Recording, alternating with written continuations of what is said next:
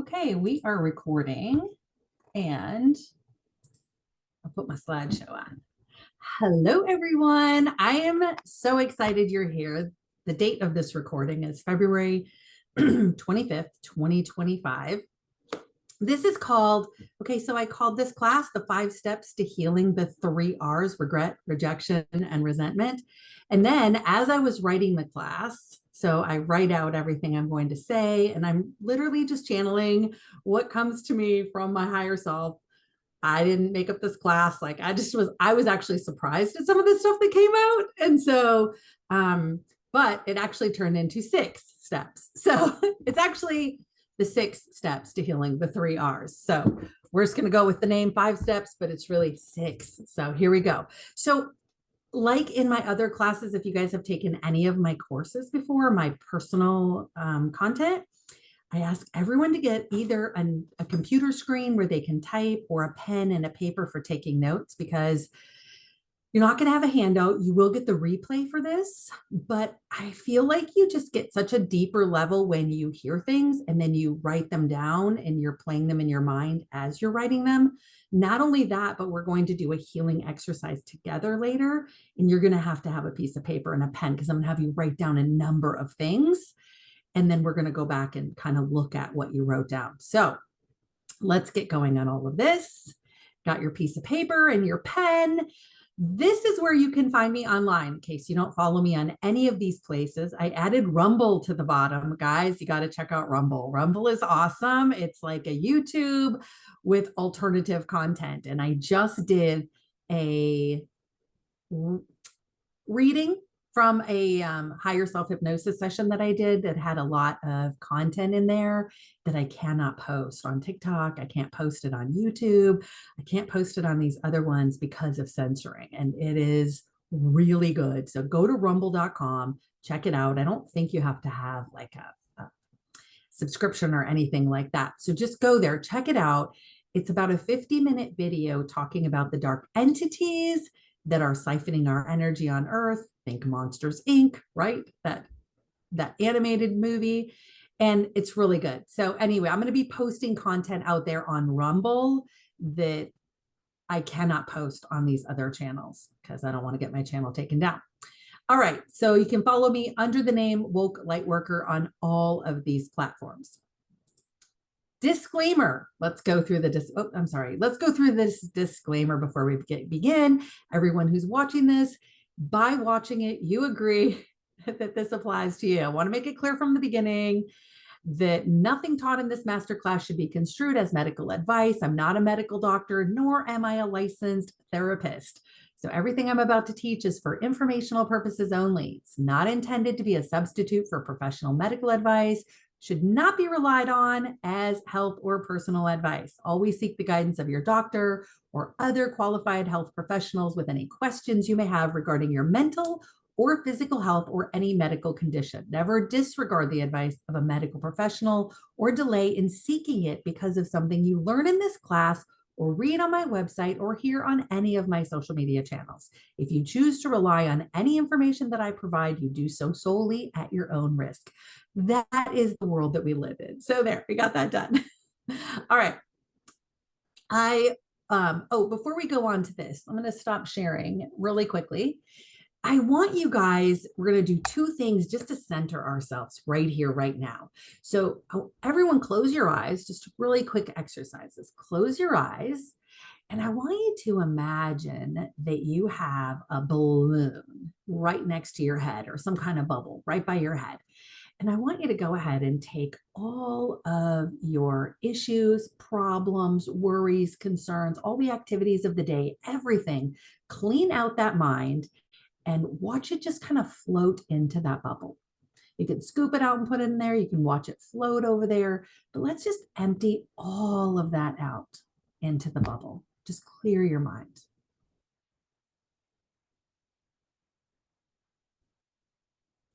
And then when you feel all of it is in that bubble, go ahead and, just like a helium balloon, let it go and watch it float way out into the sky, up into the universe, until it's completely out of sight, sending it up to the creator of all that is. Whew, and just letting it go. Doesn't that just feel lighter? Like it just feels lighter when you do that. Okay, eyes closed. Here's another thing. I always lead my clients through this. You can call it a cleansing breath. I call it a higher self breath. But go ahead and take a deep breath in and imagine filling your lungs with the essence or the energy of your higher self, whatever that looks or feels like to you. Deep breath in, and then in your mind, watch that breath as it travels up to the center of your head. Pause for just a second. And when you exhale, blow that breath out the top of your head, just like a whale spout. Just cleansing everything from that mind. Anything you missed with that balloon, go ahead and just blow it out the top of your head. Let's do another one. Deep breath in, filling your lungs with the essence of your true self, your higher self. Watch that breath travel up to the center of your head. Pause for just a sec. And then exhale, blowing out that breath out the top of your head and taking with it every thought, care, concern, worry, and just letting it go. And just exhaling and feeling your shoulders drop. And just feeling lighter. And open your eyes when you're ready. I like to do those to just kind of center ourselves here and to be in this space. Okay. All right. So before we get started, in addition to teaching classes, this is a free class. I'm going to give a couple little advertisements, so just bear with me, guys. But these are things that are assisting in your spiritual journey, in your healing journey. So first thing I want to talk about, I'm going to share my screen again, is the types of hypnosis sessions that I offer. If you don't know me, if you don't know much about me, don't know what I offer, there's three kinds of hypnosis sessions that I offer. One session is a couple hours long where we look at two past lives. We look at what you do in between lives. Just had an incredible one of those the other day. This guy got to see a past life where he had money and power and prestige. And then he went into the in-between life stage and got to see that he learned all these incredible lessons. He sat down with a guide, described what the guide looked like, how wonderful it was there, and then learned from his guide that he forgot one important lesson. He forgot to have compassion for those not as fortunate as him, how to have empathy for those not as fortunate as him. So then we walked through the process of watching him plan his next life. And he decided to go back. Instead of being a man with some position and power, he decided to go back as a little girl, living with a poor family, always on the brink of starvation on the side of a mountain in Peru. He wanted family closeness and unity because in his previous life, he didn't have a family. His wife couldn't have children. So he wanted a close-knit family, lots of struggle so he could have empathy for those less fortunate than him. And he grew up as this little girl in this close family, and it was amazing. And he got to master the lesson of empathy. And it was really great to kind of see that whole chain, that cycle. So anyway, that's the first time. Second session I offer is a 3-hour session. That is, we look at a past life that's relevant to your current life. Then we talk to your higher self under hypnosis. And I give you plenty of coaching on how you do that. Second type of longer higher self hypnosis session is about 5 to 6 hours. So that consists of a 2 to 3 hour intake where I get to learn all about you, all about your traumas, your dramas, what's bothering you, what you might need to heal. We make a list of questions to ask your higher self. And I give you lots of intuitive coaching and teaching. Then we dive into the hypnosis part, same day or a different day. And we'll look at a past life. We'll look at what you did in between lives. And then you'll be channeling your higher self to get answers to all those questions that you had about your life. Why did I choose the mom I did? What should I do with my career? Should I stay with my spouse? Why am I experiencing this difficulty or that difficulty? What should I do? What is my purpose? Any questions you have. What does my pet say? Do they like their food? You can talk to your pet. You can talk to loved ones that have passed on. So those are the three types of hypnosis sessions that I offer. And at the bottom of the screen, you can see you can schedule a free 15-minute phone consultation call with me where I can answer your questions and we can just make sure that it's a good fit. I want to let you guys know that you can actually watch some of my past higher self hypnosis sessions on my YouTube channel. So you go to YouTube and it's under the name Woke Lightworker, all one word, and you can watch them go through their past life, their life in between life, then channeling their higher self. Plus, before that, if you watch their intake, you get to hear all about their life, what they're looking to heal, their dramas, their traumas. And there's always something there, trust me, that you can relate to and that you'll pick up and learn from their higher self that you can apply in your life. All right. Second thing, I want to tell you guys about theta healing. If you've been around in my classes, you've heard about theta healing. If not, oh my gosh. Theta healing is in line with what we're going to be learning tonight, how to heal regret, rejection, resentment. The woman who came up with theta healing, her name is Vienna Stivel. She talks about the 3 R's in her book. We're not going to be learning theta healing method tonight. I can't. It's a whole separate thing. It's a long class. But I'm taking the concept, the idea of the 3 R's, and that's what we're touching on tonight. But in theta healing, you will uncover blocks and beliefs. You'll get physical, mental, emotional healing, tons of spiritual knowledge, tons. You'll learn how to uncover and heal trauma in yourself and others. You're going to practice and receive lots of healing in class. And you get to learn a method of self-healing that you will use the rest of your life. I promise you will use it. I use it all the time. My 18-year-old daughter learned it several years ago, uses it every single day in healing. Anytime she's angry, upset, anything like that, I'm like, sounds like that's something you need to dig on. And she'll go, yeah, you're right. And then she'll kind of go on her own and do a little bit of theta healing on herself. And, it's just a way to not have to continuously go over and over and over the same stuff again and again and again.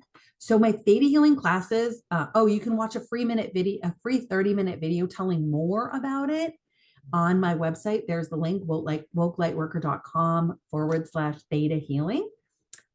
I'll tell you a lot more about it. My classes start April 3rd, and I'm going to tell you guys you can get the first night for free. So you got to sign up, you got to register by emailing me and letting me know that you want to come to the first night for free. It's like consider it a try before you buy type of thing, right? So, and then I'm also offering a scholarship for the first 4 classes that you take, which is what I teach. You can get the 4th class for free. So 4 classes, one of them's free. That's 25% off. So I want to see as many people as possible get on the road to healing and have the tools to do it effectively. And theta healing is the biggest hammer in my entire spiritual tool belt. That's why my spiritual team had me start teaching it. It is the sledgehammer of all hammers that I have. When I took theta healing as a student, I was about 2 years into my spiritual journey, already, healing myself, digging into my self-healing work. But after I finished the first 4 classes, and then I took one for pets, I said to myself, I was like, oh my gosh, I know for a fact it probably would have taken me about 2 years to heal what I did just doing in partner work in that class. Like I was so blown away by how much healing I got in that class and how powerful it was to just get to the root of why was I holding trapped regret, resentment, rejection, anger, betrayal, all these different things, and to truly pull it by the root and heal it like once and for all, working with the creator of all that is. And that's what you do. You work with the creator in doing that. Okay, at the end of class, I'm going to be calling on one person to the stage with me to do a theta healing demonstration. So be sure to stick around if you're interested in that. Just kind of see what it's like. And then, or you can watch the replay if it gets too late for you, not a problem. And also, before we do the healing, I'm going to pick 2 people to win replay for my 4-week spiritual awakening boot camp course. So stick around for that. Let's jump right in to tonight's class, the 6 steps to healing the 3 R's: regret, rejection, and resentment. So what are the 6 steps? I'm going to list them here, but don't worry, you can start to take notes if you want, but we're going to go through them one by one a little bit later. And I have a space marked also for us to take a break about halfway through, like a 5-minute break. So I'm going to talk kind of fast because I got a lot to get through, but I'm so excited that you guys are going to get the replay so you can go back and listen to it. You can look at the slides. You can take even more notes. Okay. So first step, aligning with truth. Second, creating a cocoon of love. Third, prayer. Fourth, forgiveness and letting go of expectations. 5 is gratitude. 6 is inner peace. Now, let's talk about each step. And I want to do an exercise at the end to help you begin to work on the 3 R's. And that's where you're going to need your pen and paper. But first, I want you to answer this question for me. Write this down or type it in the chat. Write this down. I want to know, what is the number one thing you believe is preventing you from healing yourself emotionally and finding peace? So what do you believe is the number one thing preventing you from healing yourself emotionally and finding peace? And I can't see my chat because I have this thing going. So this is kind of a bummer. Let me see. Expand. Oh, I went and told you guys the answer. Darn it. I didn't mean to do that. The answer is you. Okay. Can you guys still see my slides or no? Because okay. The answer is you. I don't know if anyone typed anything in the class. Suzanne said, I had a feeling. I love it. Let me see if I can get back. I'm sorry. This is just kind of.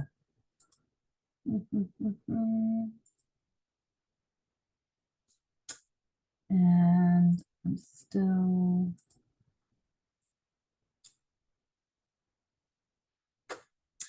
I don't mean to not know what I'm doing here, but I kind of don't know what I'm doing because I went and tried to check the chat and now I can't get back to my screen with the slides.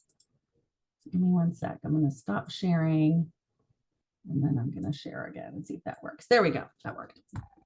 Okay, you are preventing yourself from healing emotionally and finding peace. And to prove this, let me ask you a question.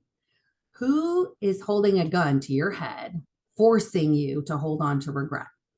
Or who is holding a gun to your head and forcing you to hold on to rejection? Or who is holding a gun to your head and forcing you to hold on to anger, resentment? Of course, no one is. We choose to hold on to every trapped emotion that we have. So how's that for self-accountability? So let's just get this out of the way right now. You are fully responsible. I am fully responsible for every single thought, action, belief, and reaction that we have. This masterclass is the first step to learning how to clean our internal house out so that we can take personal responsibility. So here it's something important. We can hold trapped emotions in our body. We can hold trapped emotions in our body from this life, from past or other lives, if that word past bothers you, and from our ancestors. So just a disclaimer, there's no such thing as a past life. That's just the vernacular, just the term that's used to describe other lives that seem to have happened before this one. But in actuality, time's more like a circle, and you can jump anywhere on this circle to go to any place and live a life. You could actually go back to the 1300s right after you leave this one and go live a life in the 1300s, or even live before Jesus was around if you want to. So there's no such thing as time. So when we call it a past life, it's an other life. So just don't be bothered. Some people get bothered when I use the word past life. Okay. But that's just a term. So if something is not currently happening to you, yet you're still holding on to like those thoughts in your mind, then it becomes a trapped emotion. So like regret, rejection, resentment can become trapped in our bodies and we don't release them. So in doing my sessions, I ask my clients' higher selves if they're holding any trapped emotions. And the answer is almost always yes to at least one emotion. And we can hold these trapped emotions anywhere in our bodies. We can hold them in our organs, our tissues, our cells. I did a session the other day, and this guy was told that he was actually holding it in his genitals. So literally anywhere in our body.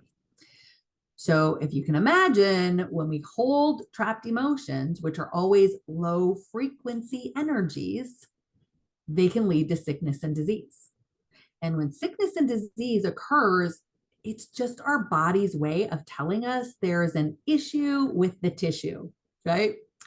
Not only that, but if we have, let's say our pancreas is holding a trapped emotion, it's vibrating this low frequency energy. And there's something called the law of resonance that says the organs around it will start to match that low frequency energy. And so that means it's almost like it's spreading, and all those organs around it will start to vibrate and match that low frequency energy and start vibrating at the same low frequency. And then we wonder why these things, oh, we didn't catch it early enough. It expanded, it moved around in the body because all these other organs, it started getting carried around the body, and these other organs started matching that vibration.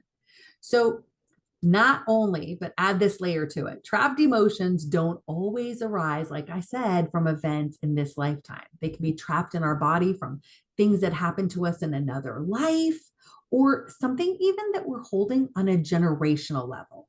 So now theta healing dives into teaching us, like I said, how to root out and uncover trapped emotions from other lives, from your ancestors. But today we're just going to focus on trapped emotions and events that occurred in this life, because we sure get plenty that occur in this life. But definitely don't discount the impact that trapped emotions have that are being held in your body from other lives and your ancestors.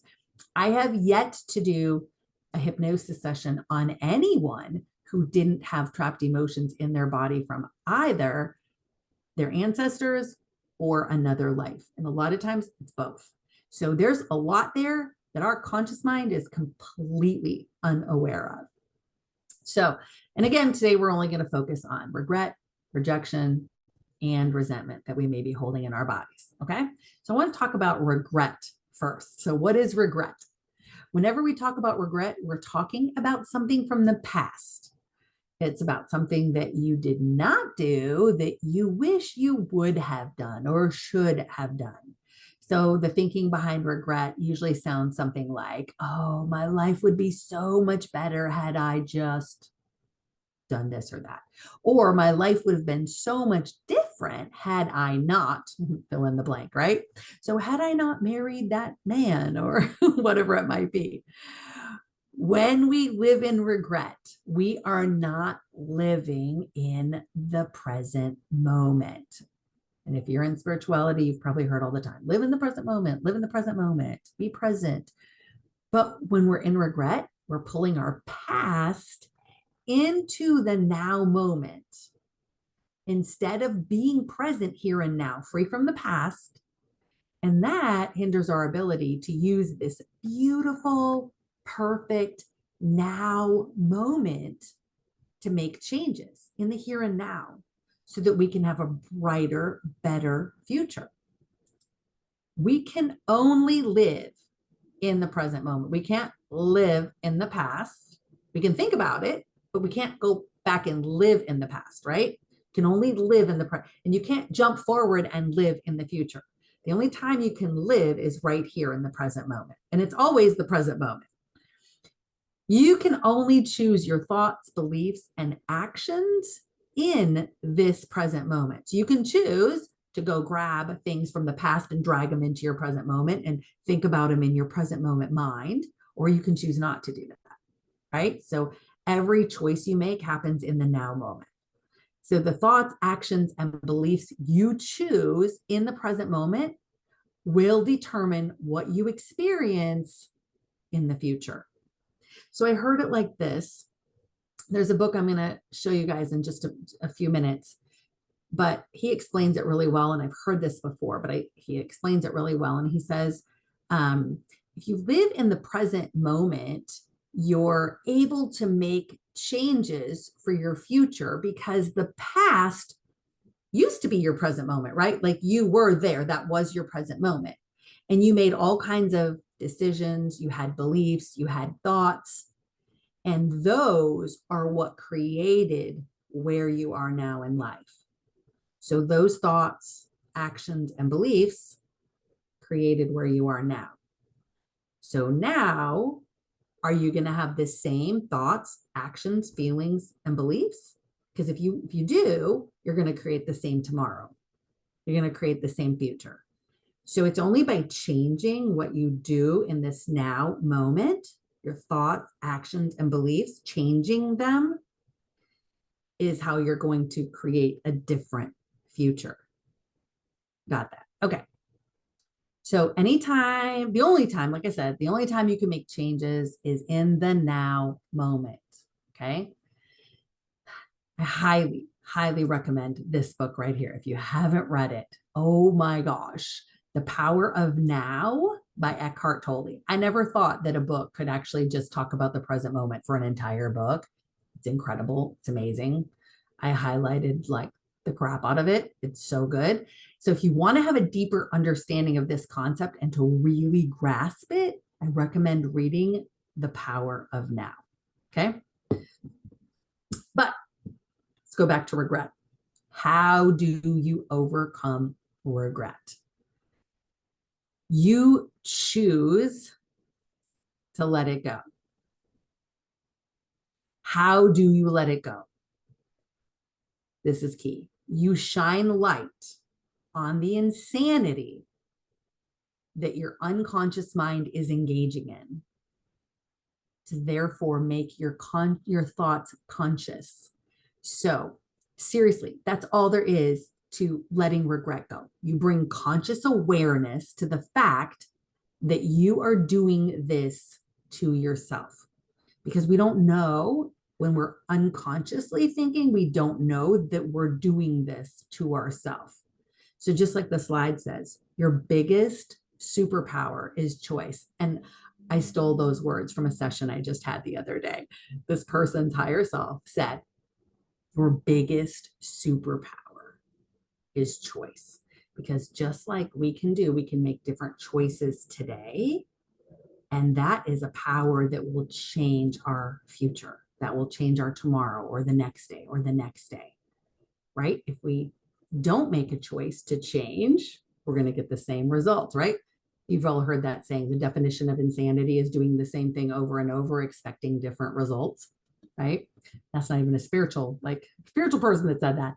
Okay, so bringing conscious awareness to the fact that you are doing this yourself. Holding on to regret is your free will choosing mental enslavement.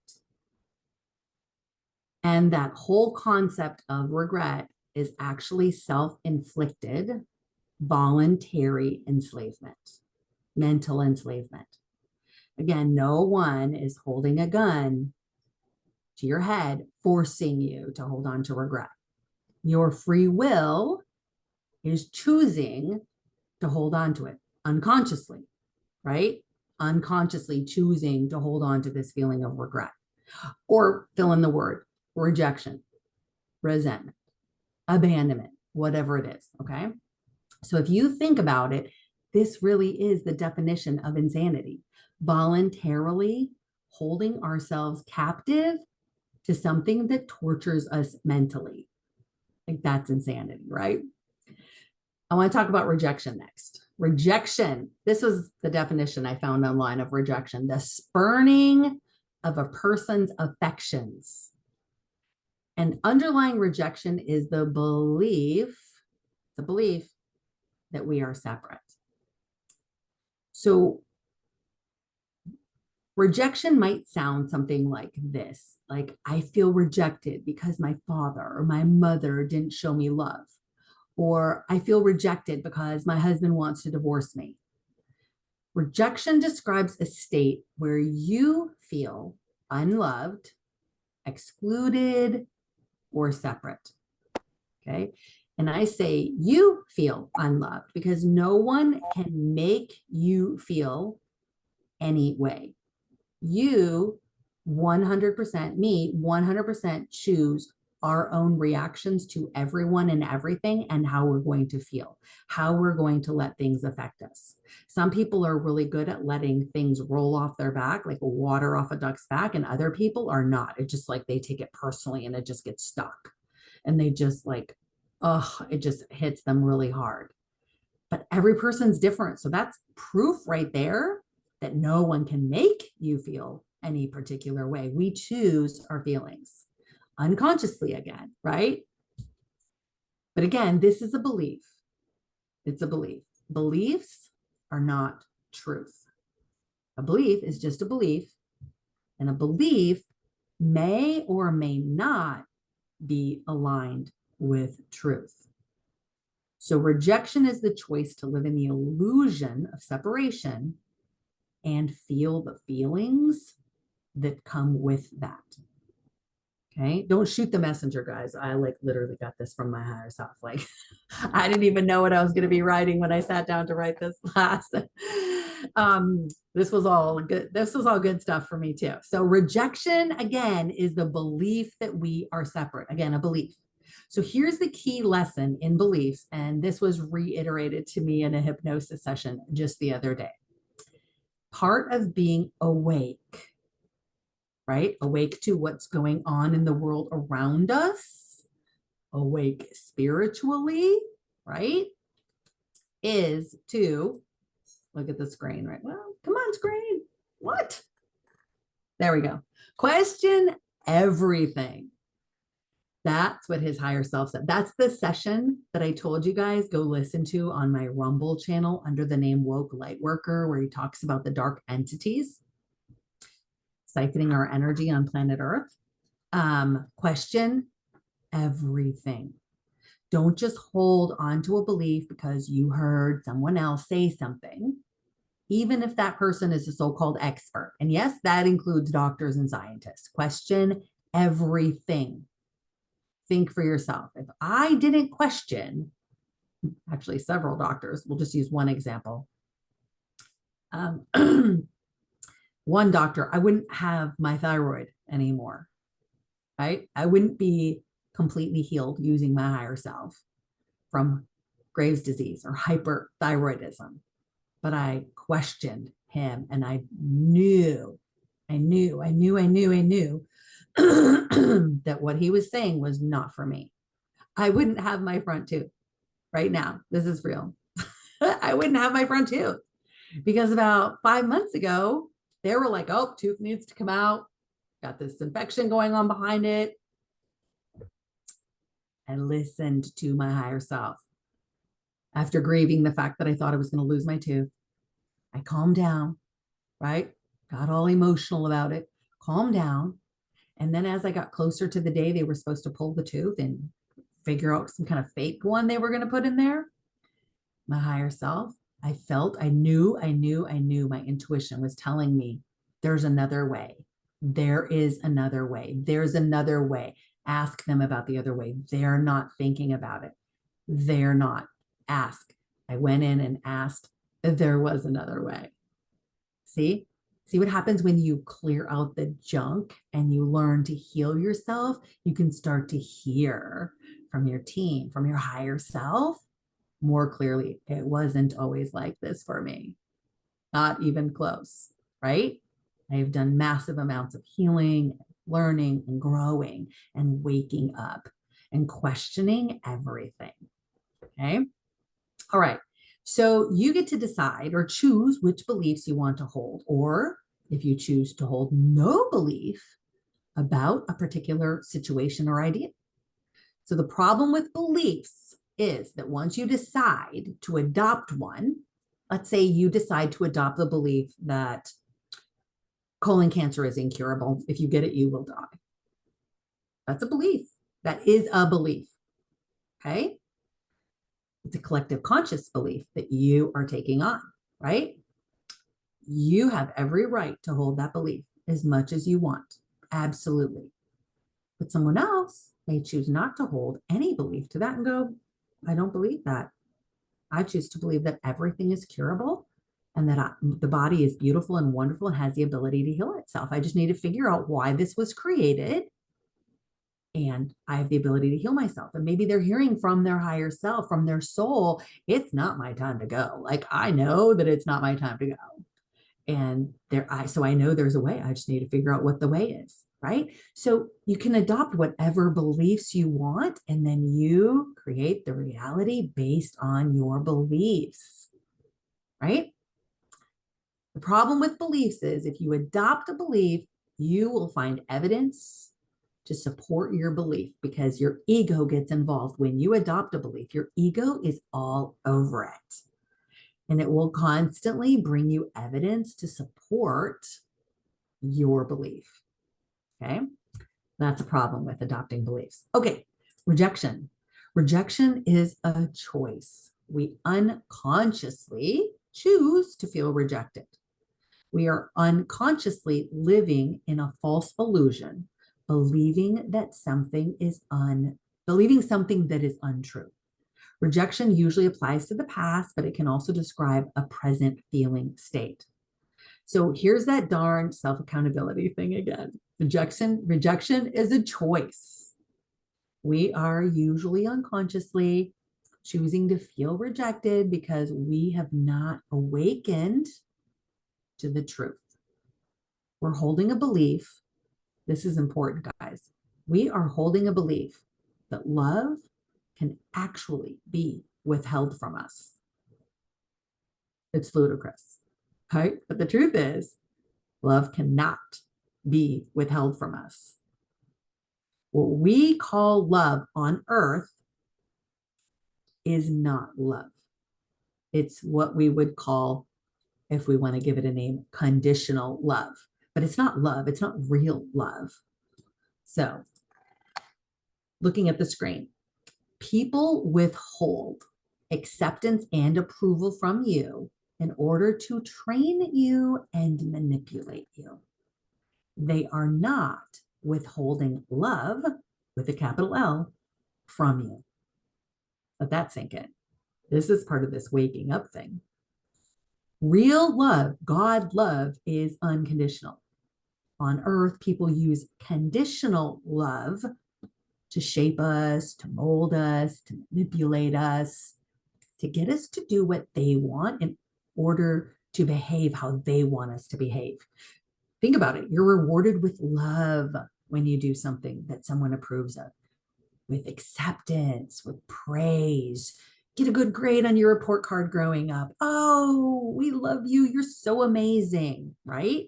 Do something wrong, you're punished. Love is withheld from you, the earth love, okay? This is done to train us to live in this matrix that was created long before we arrived. And everyone who incarnates here trains their offspring to be good little soldiers just like them. We've done it to our kids. I did it to my kids. I still do it to my daughter, right? Now, being awake though, I let her know. I have to punish you because you did this, but it doesn't mean I don't love you. I do love you. You're amazing. But anyway, until we wake up and realize that what other people are withholding from us is not love, we will continue to seek it because we don't know any better. We become people pleasers to get this form of earthly love. We feel sad, we feel alone when we don't receive it. But once you wake up, it's time to make the choice to understand what's really going on and to learn what real love is, what God love is. And this love is the love from source. It's the love you came from. It's the love that you are. And it's the love that you have within you. It's been planted inside each one of us. And it's right here for us to tap into and drink as much as we would like. I'm going to recommend another book here, guys. You can see it's called The Mastery of Self by Don Miguel Ruiz Jr. If you've read this, and if anyone's typing in the chat anything, I don't know. I can't see it when I have my screen like this, so I apologize. Don't anybody think I'm ignoring you. But Mastery of Love, incredible, incredible book. I'm going through the second time reading it. It's just so full of wisdom. But I highly recommend this book. If you really want to dive into this concept of how we're trained from birth to be what the author calls, get this, drunk at the party, like everyone else, asleep, unconscious, doing what we're trained to do, acting how we're trained to act, being molded and shaped to fit into this matrix. That is why, here's the antidote, guys, learning self-love from that wellspring of love that is planted in us, that God love in us. It's crucial for our spiritual journey. And the number one thing that everyone's higher self tells them they need to master, learning how to love yourself. It's the antidote for being a people pleaser. It's the antidote for loneliness. It's the antidote for healing. It is the key to healing. I had a session early when I started doing higher self hypnosis, and this woman had all kinds of health issues. I still remember her. She had all kinds of health issues, and it was the first time I had ever heard this. And again, it was early. It was one of the first sessions I did. And I asked her higher self, well, what does she need to do to get healed from all of this? And her higher self said, if she could learn how to truly, totally, and completely love herself, she would heal herself from all of these issues. It's pretty powerful. So these people that you think are rejecting you, they're not. They're not. It's not personal. You're taking it personally. They are caught in the illusion of manipulation and control. And you will learn that if you read this book, The Mastery of Self. They are drunk at the party. Okay? They are not awake. They're not sober. So therefore, they have no love, real love to give you. They can only give you what they know, and what they know is obedience to the beliefs that have been passed down to them and obtained from the matrix, from this illusion. It's not their fault. They are not awake. If they were awake, they would not use manipulation and control, disguised and labeled as love, as a weapon to try to control you, to withhold it, knowing that it's likely going to make you feel awful.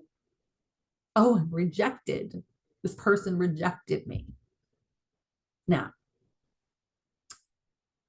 let me make a disclaimer. This is setting aside narcissists, okay? We're not, narcissists are outside of this, okay? They're a different breed. So, and having my first husband be a narcissist, I can tell you, and a lot of you probably know narcissists are just a different breed. Okay, let's go on to what is the solution to rejection?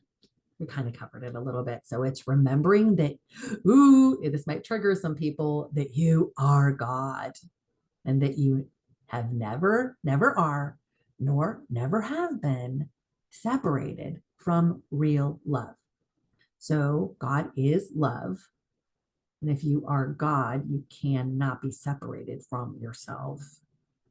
That love is in you. It's who you are. It's part of you.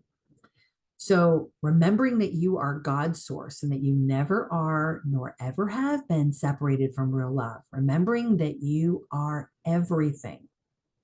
That there is no one or no thing that is outside of you, that is not part of you. I know you've probably all heard that saying in spirituality, we're all one, right? We're all one. And I will tell you guys, in my hypnosis sessions, so many people's higher selves tell me, they're like, you know, you're God, right? And I'm like, yeah, I get it. It's a hard concept, but I get it, right? They'll literally stop me mid-sentence and saying something like, you know, you're God, right? So, and it's not just one person's higher self who says this, it's over time, over a span of time in many sessions. So religion, if you have a religious belief that you're not, and it's blasphemous to say that, that's something you might want to work on digging, unless you want to keep that belief, and that's fine. You can absolutely create your reality from any beliefs that you want. You don't have to change any of your beliefs based on anything you hear in this class or anything else, right? So is it challenging to remember that you're God? Yeah. When you live on the planet that promotes separation and individuality, it certainly is. But just because these ideas and beliefs permeate Earth does not make them truth. Again, question everything. The truth is, you can never be separated from anyone or anything. So therefore, you were never rejected or cast out from the love of anything. It's just not possible. So as I was preparing this masterclass, when I came to this point, my higher self popped a Bible verse in my head. And that happens to me on a regular basis because of my Christian background. Doesn't mean that I'm stuck or trapped in religious programming anymore, but there are a lot of really wonderful things in there. So don't be offended just because I bring this up. But here's the scripture that my higher self, who wrote this class, popped in my head when I got to this point. It's a scripture, Romans 8:38 and 39. I am convinced that nothing can ever separate us from God's love.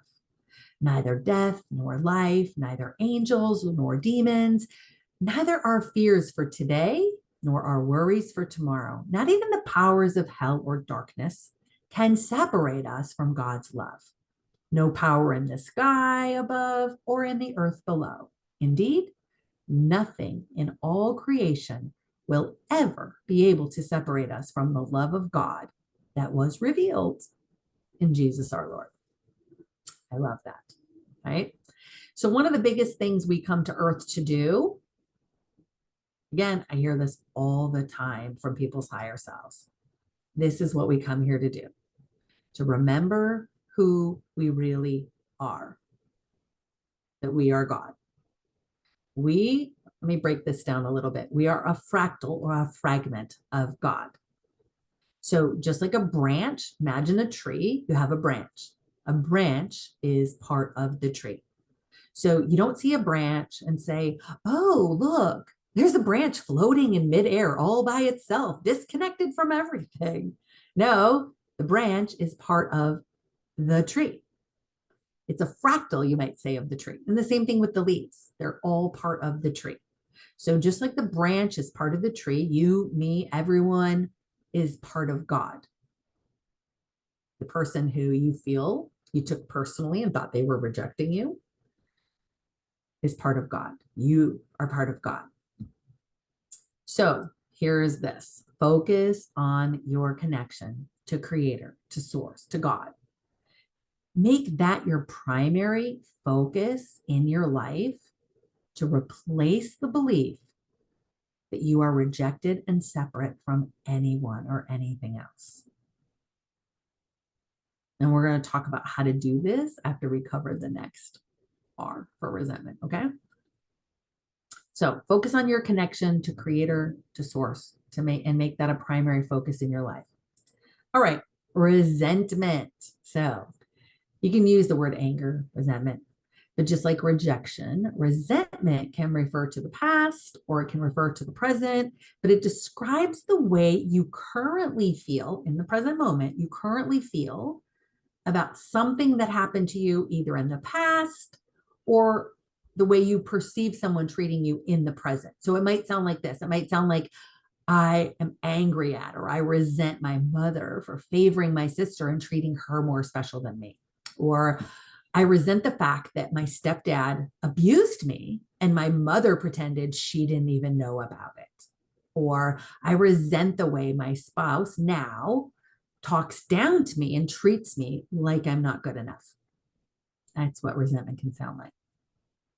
Resentment usually centers around the belief, again, that someone has the power to hurt you, right? That they can make you feel hurt, right?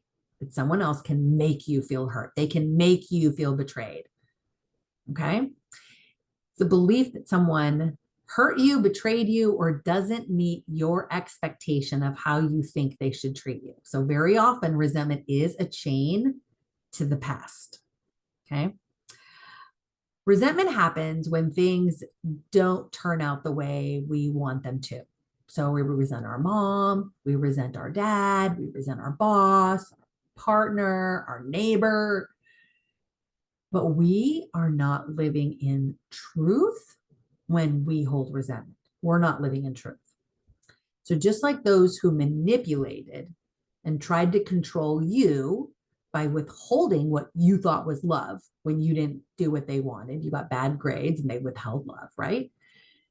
Just like how they tried to control and manipulate you, when we hold resentment, we too are stuck in matrix thinking when we resent someone for not being the way we think they should be, right? So it might sound something like this. I haven't talked to my dad in 10 years because he did this or he did that. And he's never apologized and he's never changed.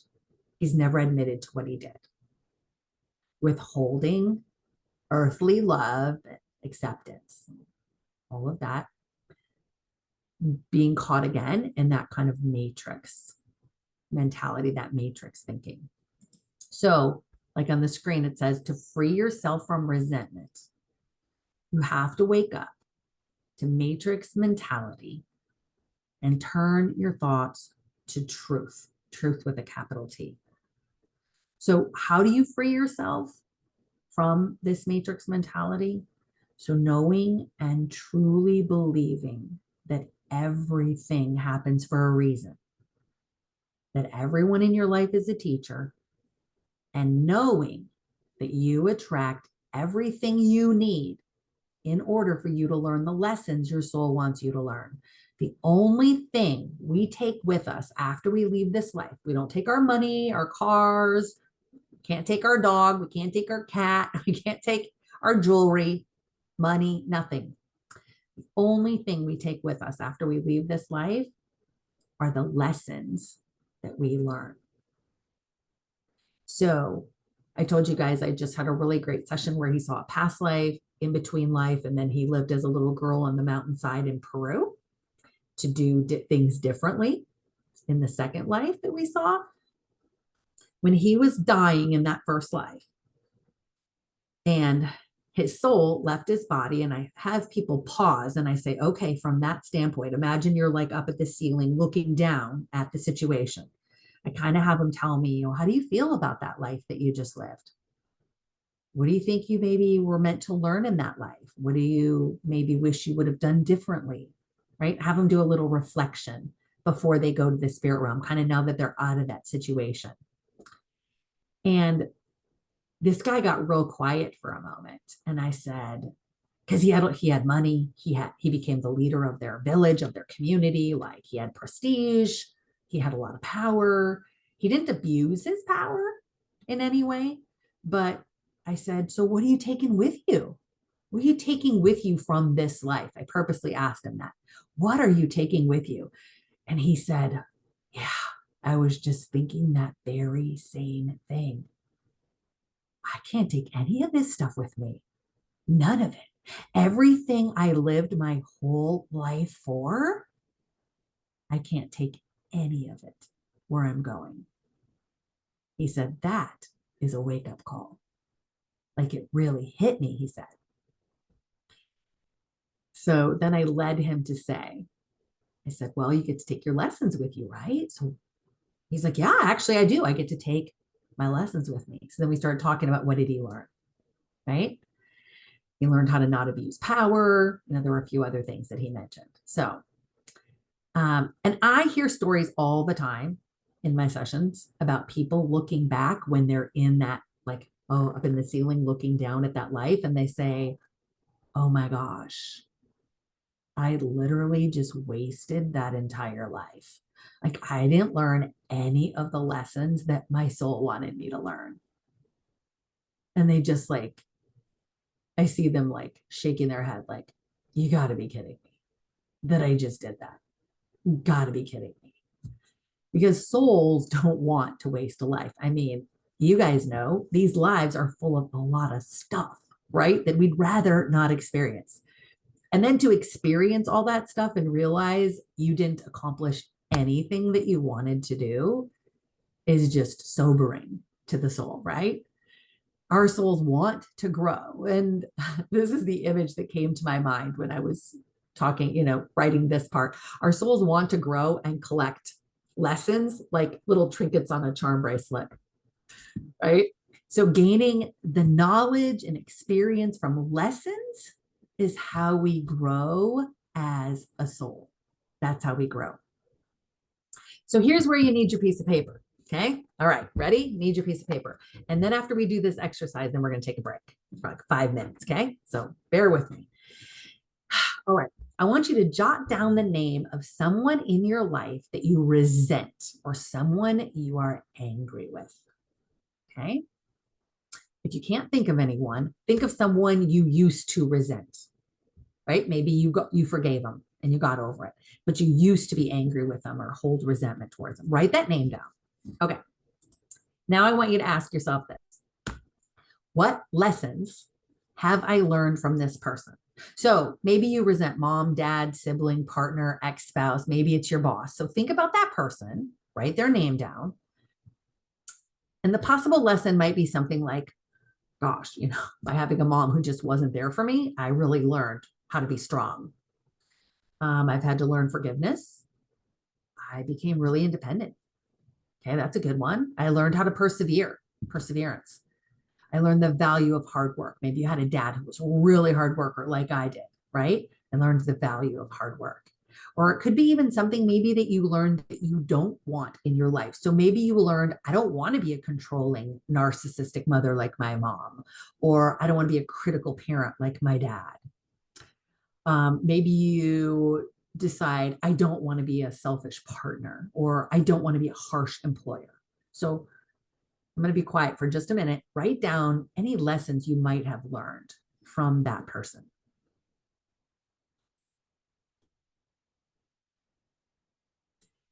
And if you can't think of any lessons that you have or that you can learn from that person that you resent, then maybe you need more time with that person or a similar situation as that so that you can learn the assigned lessons. Because like I said, everyone is a teacher and there are lessons in all relationships. Okay. So now I want you to write down by that person why. Write the word why, and then next to it, why do you resent that person? What did they do that you feel they did wrong or they should have done differently? Should they have been a better parent, more attentive, faithful in the relationship, more caring, more loving, more supportive, more kind, not throwing you under the bus? Like, what did they do that made you resent them? I should say, that caused you to choose to resent them.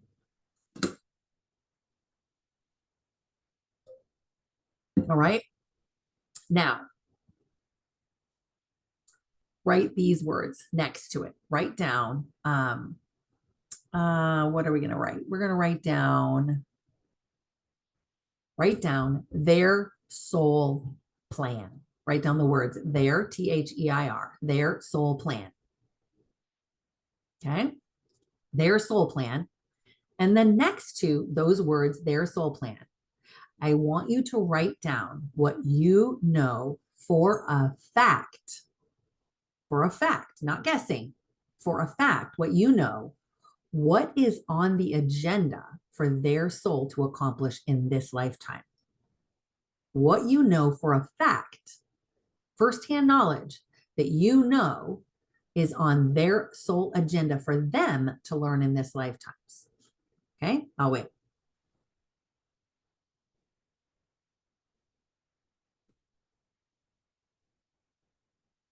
And if you don't know the answer to any of these questions, just leave it blank and put a 0 or something there, okay? All right, now, next to that person's name, write PL, like write down their PL, okay? T-H-E-I-R, their PL, past life experiences, okay?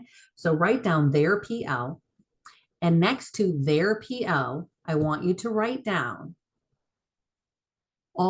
any or all of their past life experiences that caused them or contributed to them being the way they are in this lifetime. So only write down anything that you 100% know to be true. Like for a fact, you know, they had a past life, they did this. And yeah, that absolutely contributed to them being the way they are in this lifetime. If you don't know the answer, then just leave it blank or write 0. Okay. So next to their PL, write down any experiences you know for a fact that caused them from a past life that contributed to them being the way they are now. Okay. Now, next to that person's name, write down the word their traumas. THEIR, their traumas. Okay.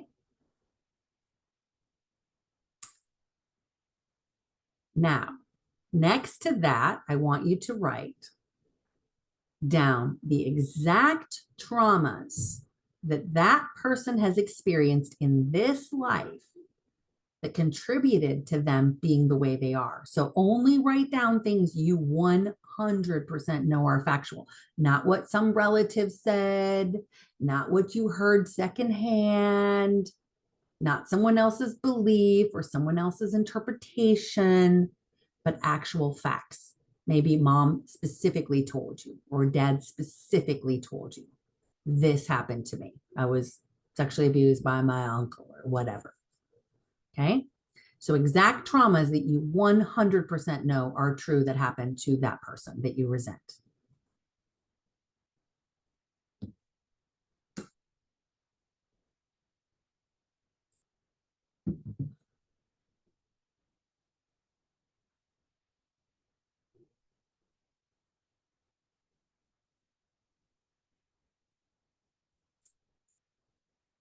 Okay, just jot little notes. Okay, you don't have to write a big long explanation. Okay, next one. We're almost done, guys. Almost done. Last question. Now, write down next to that person's name, write down these words, their purpose in my life. Write down their purpose in my life. THEIR, their purpose in my life.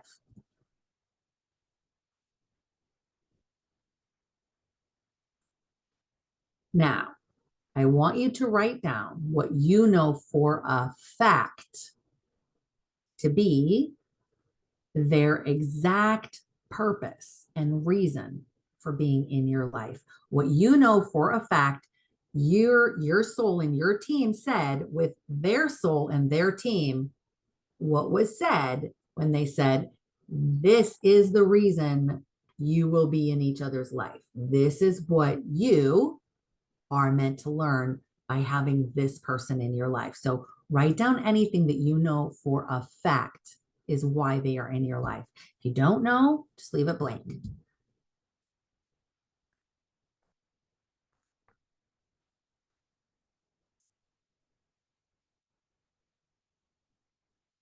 Okay, here we go. Look at the paper. I'm gonna stop sharing my screen for a minute. Okay. Look at your paper, and you can know the way you feel about that other person and what your opinions and judgments are of that other person. And you can guess with some accuracy, you can guess what maybe some lessons are you can learn by having that other person in your life. But I would expect that many of those other things, those last few questions that I had you write down, came up empty or came up blank, right? That's because we cannot possibly know what that other person's soul plan involves and how this lifetime fits into it. We can't possibly know with 100% accuracy any past lives that they've had that contribute to the way they are. I'm talking all the past lives that contribute for them being the way they are. There might be one, maybe they had a past life regression and told you about it. I don't know, right? But I'm talking about all of the past lives that may be contributing to their way they are. We can't possibly know what generational beliefs and traumas they are carrying or agreed to take on that are impacting the way they are in this life. And we may or may not know things and traumas that happen to them in this life that contributed to them being the way they are. But even that which we do know was probably heard secondhand. We never witnessed it. Maybe it's skewed and tainted from their version of the truth too, because they were traumatized by it. And we likely don't know the exact purpose between our soul and their soul, why we were put together with them, unless we've done a life in between life where we sat down and reheard the conversation, what they are here to teach us. So given this huge void of actual factual information, who do we think we are to be judging that other person for the way they are and the way they treat you or anyone else? Aren't we being awfully assuming? Our little ego minds, and dare I say, maybe arrogant? So, what if you did have all the facts? And once you heard all the facts about that other person's soul plan, their true purpose as a teacher in your life, how they're actually here in service to you, their past traumas, generational trauma, all of that, what would happen then when you saw that big, traumatic, overwhelming assignment laid upon them that was so heavy, it was literally buckling their knees because all of that was so heavy for them to bear? Would you maybe have a little compassion for them? Would you maybe understand exactly why they are the way they are? Would you maybe understand that they're serving the exact purpose in your life, that they were meant to be here to teach you what your soul asked them to assist you with? And I'm only saying that because I am humbled every session I do when I find out how these people are in our lives to do exactly what they're supposed to be doing. And just because our ego mind doesn't understand it, our unawakened ego minds who are driving the show, thinking that it knows everything and can judge other people, when we actually have no clue about what really lies beneath that other person. All those layers that we just looked at. So before we go to break, here's one more. Gosh, didn't mean to turn this into a Bible study, guys, but here's what my team did. So let me share my screen again. This one. Now, we see things imperfectly on earth, right? We see things imperfectly, like puzzling reflections in a mirror. But then, meaning on the other side, I believe is what they're saying, but then we will see everything with perfect clarity.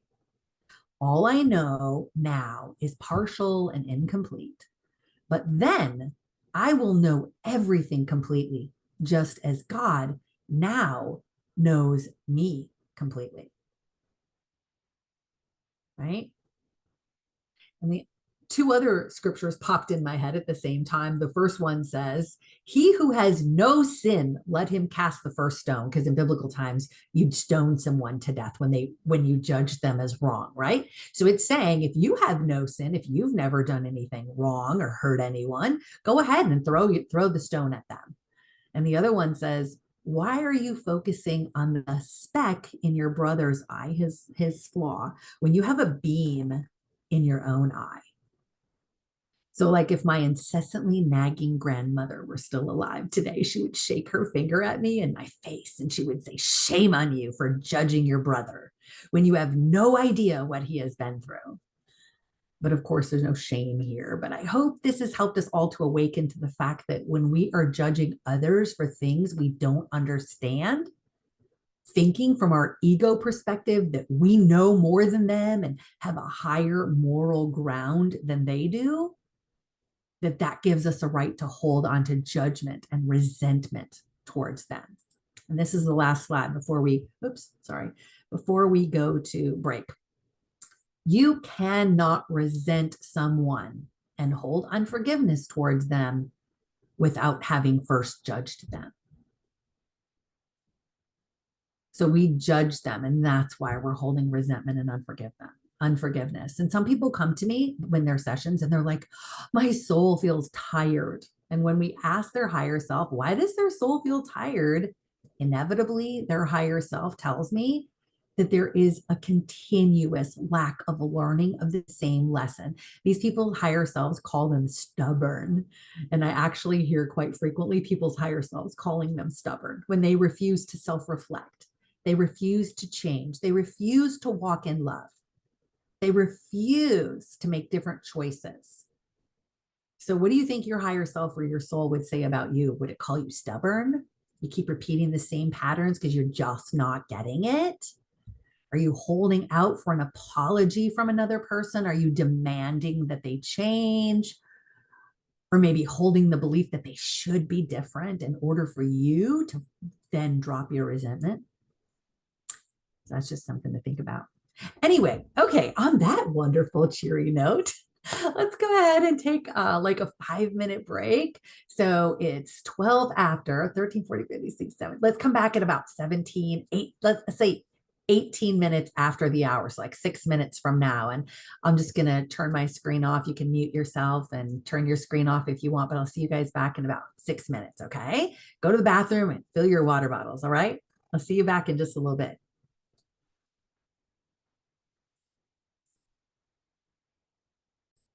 There we go.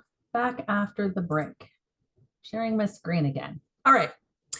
I want to share this book with you guys. I just found this book. He's got a podcast. I haven't been able to check out the podcast, but oh my Lord, this is such a good book. Highly recommend this. But anyway, he says in this book, The Reality Revolution, the mind-blowing movement to hack your reality. He says, author Brian Scott, bringing your subconscious mind to the place where it can give radical forgiveness to someone will unlock parts in your subconscious mind that were formerly locked. He further went on to say this. Look at your screen, it's here. Unforgiveness is a jail of anger and hostility that holds our mind captive. And the sphere, that sphere, locks in all potential. I love that. Unforgiveness is a jail of anger and hostility. So when we are holding unforgiveness, anger, resentment towards someone, I think they're twins. Anger, resentment, unforgiveness, or triplets, right? We are holding our own mind captive. Someone said before, I've heard this saying, you probably have too. It's like drinking poison yourself and expecting the other person to die. You're actually literally just poisoning yourself. So now that we dove into what the 3 R's are, regret, rejection, and resentment, and how we hold on to them, trapping them in our bodies, what are the 6 steps to healing regret, rejection, and resentment? Let's go. First step to healing the 3 R's, aligning with truth. This is the book I recommend. And I know Pyra's been here in my classes before, and I recommend this book in every single class I teach. So if you haven't read it yet, gosh, go out and get it. It is One Truth, One Law, I Am, I Create. Okay. Due to the limited time we have in class, if you're serious about your spiritual journey and want to dive into what I will only be able to just touch on here, I do highly recommend this book. It's thin. It's so easy to read. I've probably read it at least 50 times because every time I read it, there is more, another facet, another angle I pick up the next time I read it or the next time I listen to the audiobook. It's amazing. So the first step to healing the 3 R's, all of them, regret, rejection, resentment, is aligning with truth with a capital T. In other words, knowing what is truth and what is an illusion. So our lives up to this point have been nothing but an illusion. And I am so sorry, guys. I forgot to put my headphones on, and I hope you were able to hear me. I'm so sorry. This is going to be better sound. My apologies. So our lives up to this point have been nothing but an illusion. So everything we've been taught, again, has taught us to survive on this illusory planet, in this matrix. But it is not truth with a capital T. So if you want to know truth, you have to seek it. The truth is out there, but it's been purposely buried under matrix programs and illusions so that it's not easy to find. It's easier to just accept what life has thrown our way, what we've been taught, what we see around us. And if you want to continue living life that way, the way you have been, continue believing what everyone else believes, there's no need for you to dig any further. You can literally live your life any way that you want, 100%. It's your life. Just carry on. But if you want to find a better way to live, a more peaceful, truthful, life aligned with truth, a higher frequency way to live, you'll have to put in the time and the work to do so. You're not going to learn that all in a 2-hour class, right? But it starts by knowing this. There is, only one truth and one law, just like she says in that book. I am, she means God, I am, and I create. We create everything. We create this whole experience, all of it. And there are no other truths. There are no other laws. All this stuff in the matrix that we think is a truth, that we think is a law, this cancer is incurable, that's incurable, all this other stuff. No, it's all illusion. We adopt it, it becomes a belief, then we are a creator. We can create it, right? You can create anything that you want. Okay. As discussed earlier, you are a fractal of God. So even the Bible says we were made in his image. You are a creator. You create the life you're living. And if you didn't write this book down earlier, here it is again, The Reality Revolution. I can't even begin to touch on teaching in this 2-hour class how to take your godness, Godhead, your goddess self, and heal yourself, or how to use your God energy to create your reality. So I do have a free book on my website. A free class on my website, wokelightworker.com, called Create a Life You Want to Live. So you can feel free to check that out. But to really use the power of your godness, it takes diligence. And like I always say to my clients, I always teach, the spiritual journey is not for the lazy. And it doesn't happen in one day or in one healing session. I can't possibly teach you all of truth in one class. I don't even think we can learn all of truth in one lifetime. But it's something you will have to seek out for yourself. So to get a little taste of some truth about the matrix that we live in, again, check out that session that I had on my Rumble channel under the name Woke Lightworker about that conspiracy theory. So I talk about, again, those dark entities that harvest our energy on this planet. I'm going to have more videos that I'm going to start posting out there. I don't know how quickly I can get to them, but I've had a number of sessions that talk about similar things that I just couldn't post on regular social media because I don't want my channel getting taken down and then I can't spread any light. All right, let's move to the second step. The first step was truth, right? Uncovering truth. Second step to healing. Creating a cocoon of love. Isn't that a beautiful picture? I loved using AI. You guys, like, I'm loving using AI. I know there's all this stuff about it and whatever, but it's fun using AI to help create my images and my slides. And something else I created recently called a mind movie. Anyway, so it's fun using AI to do that. But when I got to this point in writing the class for tonight, only one thing popped in my head. Okay, I'm going to tell you guys, it's a song. If you've never heard this, you got to write this down and you got to check it out on YouTube. It's by singer Natalie Grant and it's called Held, H-E-L-D. And this is a song that I sang and cried my eyes and my heart out to when I was going through the long healing process of grieving the murder of my 5-month-old daughter at the hands of my first husband. And the lyrics go like this. She talks about her little 2-month-old baby dying. While she was praying over this child, the baby died. And she said, in the chorus, it says, "This is what it means to be held, how it feels when the sacred is torn from your life and you survive. This is what it is to be loved and to know that the promise was that when everything fell, you would be held.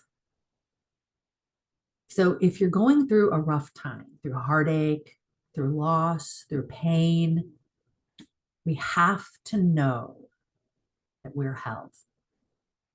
We have to choose. Here's that word choose again. We have to choose to wrap ourselves in the cocoon of love and God's love and just bury ourselves in it. We have to close out the world and find comfort in Creator's never ending, never failing love. Even if you don't understand why something happened to you, just as I didn't all those years ago when I was no longer able to hold my baby girl in my arms, you reach for God. The Bible says that God is near the brokenhearted and that we are to draw near to him, for he is near to us. And like I talked about earlier, that other person, that person that hurt you, who rejected you, who angered you, they're just as hurt and broken as you are. You may have heard that saying, hurt people hurt people. So if you're able, you can even create a cocoon of love in the ethers, in your imagination, and offer it. You can't make anyone go into it, but you can offer it to the other person that you feel hurt you. So maybe they can find God. Maybe they can find a space of unconditional love, or a place where, like you, they can go to find comfort and healing. In a recent session I had, my client's higher self told her repeatedly, focus on the divine. For nearly every question that we asked her higher self, she was told the same answer. For the comfort, the peace, the love is right here in the divine, in God. Okay. All right. Third step to healing the 3 R's, mini prayers. This is exactly like it says, saying short prayers all throughout your day. Anytime you have feelings that overwhelm you or make you sad or feel angry or rejected, a mini prayer might sound something like this. Dear God, I'm feeling rejected by my spouse right now. I feel unloved and all I want to do is cry. Please help me. That's it. Or, universe, I'm shocked that another person would treat me the way that my friend just did. It hurts and I'm sad. Please help me. Please comfort me. And the universe, God, hears you. So you just have to know that. Make your requests known all throughout your day. Keep your communication line open. And like the Bible says, casting your cares on him, for he cares for you. Don't underestimate the power of prayer in helping you to heal and change your perspective. You change your perspective, right? Healing is a shift in perspective. Let me say that again. Healing is a shift in perspective, helping you to change your perspective and move to a new place of peace and comfort for yourself and others. All right, step 4, forgiveness and letting go of expectations. I saw you guys talking about that in the chat, letting go of expectations, right? So we all know what forgiveness is, but it can be the hardest thing to do. But when you hold unforgiveness towards someone, you are actively choosing to withhold earthly love from them. So wait a minute. Isn't that what we talked about earlier when we spoke about people in the matrix withholding what they call love from you in order to get you to change, you to conform to their wishes? Oh, it sounds like what we might be doing too, right? When we choose to hold on to unforgiveness towards someone, we're doing the exact same thing. We're saying, you can't have this false love that I'm pretending is love on earth because you did this or you did that, and it hurt me and I judge you as wrong or unjust. So you are, in essence, trying to punish them by withholding unconditional love and acceptance of them, faults and all. So why would you do that? Because you've been conditioned by those before you that is what you do when someone doesn't conform to the way you think they should be. And you are unconsciously repeating and continuing the pattern that was taught to you. So what is the alternative? Just like we talked about earlier, it's stepping outside of the illusion and realizing that you don't know the whole story behind why that other person did what they did or said what they did that hurt you. Now, I told you earlier that my first husband killed my 5-month-old baby girl. Is that a reason to hold unforgiveness and be resentful? The human mind would shout a loud yes to that question.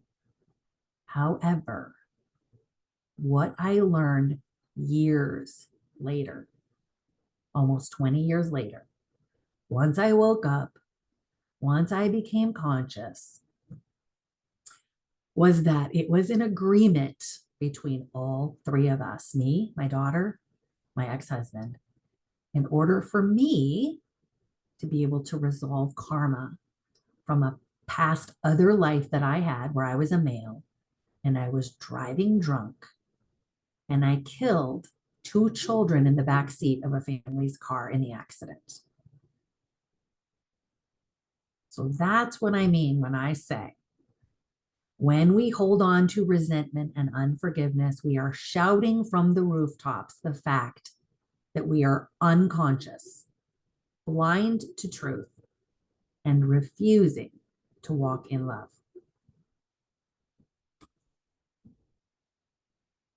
We do not know what we do not know. Yet we choose to harbor low frequency emotions, which will never help us get to a higher frequency place. So here's some homework if you guys want to do it. It's your journey. You can do it or not do it. It's up to you. Create a statement that outright forgives that other person that you are holding unforgiveness or resentment towards without the need for them to apologize or change.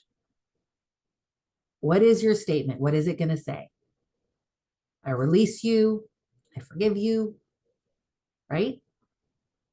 And then I dare you to pray for them.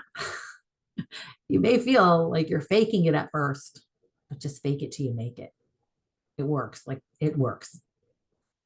Ask God to touch your heart with compassion and love and to forgive you for the things you are not understanding about the situation. Right? So every time you think of that person, release them with that statement that you wrote. You're not doing this exercise for them. You're doing it for yourself. And here's the other one. Don't forget to forgive yourself. You are not the person now that you were then. Look at that past version of you as if they are a completely different person, because they are. And forgive them, forgive her, forgive him, just like you forgive others. Radically accepting and forgiving ourselves is a basic building block for self-love. We talked about the importance of self-love earlier, right? But radically accepting and forgiving yourself is a basic building block for self-love. I'm actually going to be teaching a course on self-love, but I have to write that one and recover from all the time it took me to write this one. You guys have no idea how much time and energy goes into teaching just this 2-hour class. It's kind of overwhelming. But anyway, okay. Fifth step to healing the 3 R's, gratitude. I made a short social media post about gratitude one day after a meditation I had where my spirit team told me that I needed to be grateful for absolutely, positively everything that has happened in my life. The good, the bad, and the ugly. What I said is ugly. So normally when we think about being grateful, we'll go and list all of these things that we're happy about, that make us happy and cheerful. But I bet you rarely, if ever, thank Creator for the ugly, for the bad. But it's all of these things that has made you who you are today, that has brought you to sit in that chair listening to this today, that has helped you awaken, that has helped you on this journey, all of it, and given you the opportunity to learn through your experiences and maybe even balance karma and heal generational patterns or heal past life trauma that you don't even know you're doing in your healing. So we don't know, again, what we don't know. So gratitude is a high frequency energy. And when you emit high frequency energy, it attracts more things that match that frequency.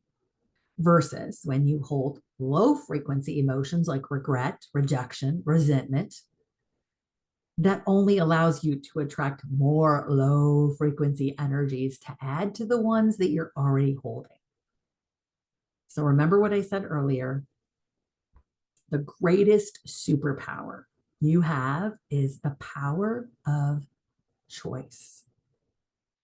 What are you going to do with those emotions that you've been holding? Consciously choosing the high frequency energy of gratitude is never a losing proposition. And on top of that, it takes the focus off of your low frequency problems and issues. It puts you in a better mood, and it makes you see others and the world around you through the eyes of love. So here's another homework if you want, if you maybe already doing this, a gratitude journal. Write in at least once a day, write down a list of 3 or more things that you're grateful for. And then when you read these things, feel the high frequency emotion of gratitude as you read the list. Feel it, right? All right, step 6, zealously pursue inner peace. This is the one that was not on my list until I sat down to write this, and then my higher self added this. I was like, this is amazing. I love this. Inner peace. Okay. So this really has turned out to be a Bible lesson after all, but I can only prepare what's given to me by my spirit team. So here we go. Sorry, guys. Another Bible verse from John 14:27. It says, I am leaving you with a gift, peace of mind and heart. And the peace I give is a gift the world cannot give. So don't be troubled or afraid. So when you pursue God, when you pursue the divine, you pursue peace. I can't tell you the number of times my clients have said that they just want peace in their life. In reality, peace is simple. It's not easy, but it's simple. Peace is keeping your eyes on the divine, focusing on the divine, focusing on God. And what is God? What is divine? Love. Pure and simple. The question to ask here to find peace, to keep peace, to pursue peace, is anytime you find a challenging situation or person, ask yourself, take a breath, forgot that, take a breath and ask, what would love do? In this situation, what would love do? And the answer to this question is your answer to inner peace. I did not say become a doormat for anyone else's toxic or abusive behavior, because love would not be a punching bag. You ever heard of tough love? It's a thing. Love means loving yourself enough to do what's in your best and highest good. Love does not exclude self-love. Okay? Love, self-love, it's all the love. I'm talking about divine love. Okay? So here's some affirmations I'm going to give you guys quick that I like about this. I don't need anything from anyone. I don't have any expectations. I don't need anything from anyone. I am always connected to the creator of all that is. I am whole. I am complete. I am one with everything. Nothing can separate me from the love of God. I choose now to love and accept myself, and I choose to let go of my expectations and demands of others. So if you have someone and you start to feel yourself becoming angry or upset, like, oh, there goes my husband doing that again. Oh. What if you were to stop and say, you know what? I'm releasing you right now from my expectations and demands. This is not part of this. I'm just going to add this. This is free. I'm going to say, then you have a choice. There's your superpower. You have a choice. Okay? So you can say, I'm choosing to keep you in my life, even though I'm no longer going to demand that you change or be different. And I'm going to accept you exactly as you present yourself to me, right? I'm going to accept you. Or if you cannot do that, you still release your expectation, you release your demand that they change, release your demand that they be different, and you move along. That's your choice. No one's holding a gun and making you stay with that spouse or in that relationship or in that job or whatever it is. No one is holding a gun to your head and making you do it. You are choosing to stay there. So the only way for you to have inner peace in that situation with that person is to say, I choose to release, to drop my expectations and demands and let you be who you are. And I'm at peace with that. Or to move along and find peace elsewhere without that person if you can't find it with them. But it's again, it's all a choice, right? All right, guys. Let me see. I want to work on healing a regret. Okay. So ask yourself this, get your piece of paper out, write the number one, and here's I want you to write the answer to this question. Think of a regret in your life. What is something you regret? Okay. What is the worst thing that can happen to you if you let go of this regret? So we're looking to uncover any fear you have under that regret. So let me give you an example. Let's say you're holding on to regret over having an abortion. So you ask yourself, what is the worst thing that can happen to me if I let go of this regret? So maybe the answer is, well, I want a reminder that I never want to do that again. Or I feel guilty for what I did. Or I don't want to forget about my child. If I let go of the regret, I feel like I'll forget her. Or I'm an awful person for doing that and I don't deserve love or forgiveness for what I did. Or any number of other things. So what is the worst thing that can happen if you let go of this regret? Right?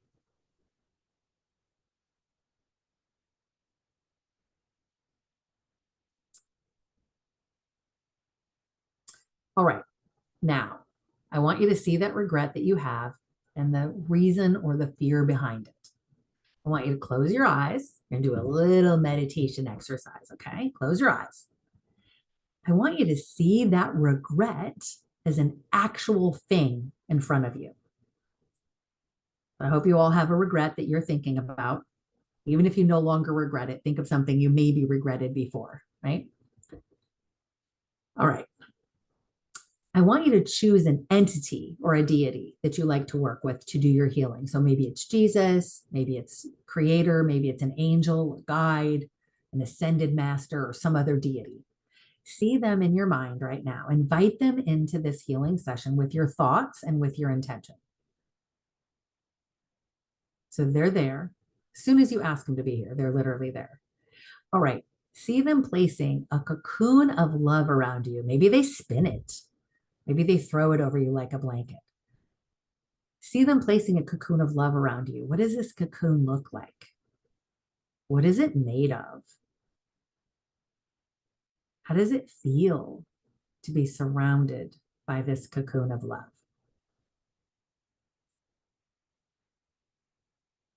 And now, from inside this cocoon of love, say a mini prayer, asking the being that's helping you to help you let go of regret. And instead, please help me be in the energy of love and self-forgiveness. And you can say, please teach me how to forgive myself and help me see the truth in this situation. Next, I want you to think of something in your life that you hold near and dear to your heart, something or someone that brings you tremendous joy, something or someone who makes you incredibly happy. It might be a pet, might be a child, might be a place, maybe going to the beach and hanging out on the beach, anything that brings you tremendous joy. Feel the joy, feel that love, feel that happiness. Soak it in. Really feel that feeling of love and happiness.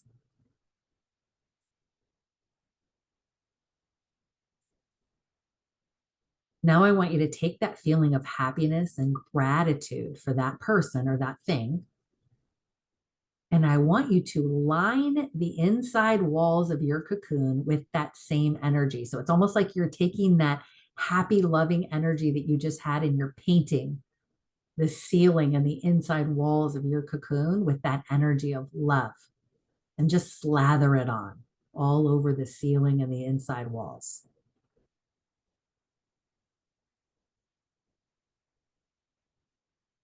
And now I want you to imagine what complete inner peace feels like. I want you to really use your imagination to conjure up a feeling of absolute bliss and inner peace.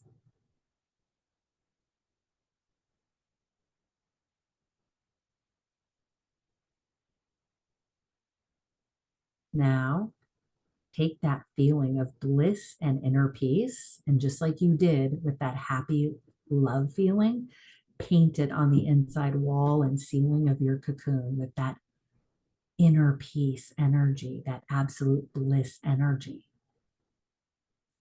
Just slather it on all over, nice and thick all over the walls and ceiling.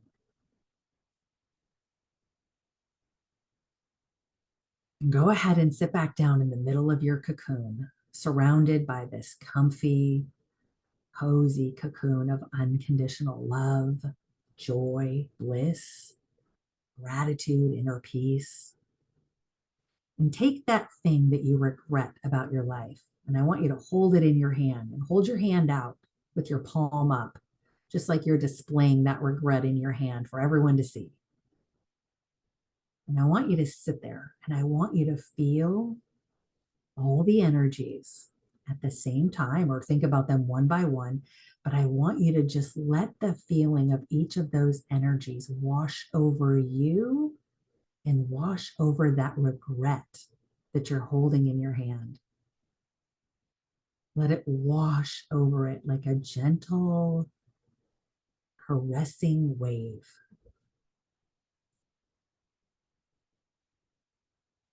Watch that regret as those energies wash over it with truth, with love, now with forgiveness, now with inner peace, and now with a focus on Creator's endless love for you and absolutely everything about you. What does that feel like? Does the regret change shape or color? Does it grow? Does it shrink? Does it morph into something else? Just notice what you notice. Notice any changes. Notice any feelings. Notice any shifts in your energy or your perceptions. Notice any relaxing or tightening happening in your body. Notice your breathing. Maybe it disappears. Maybe it shrivels into nothing. Maybe it stays just as it was, untouched. Maybe you're not ready to let that regret go. It's okay.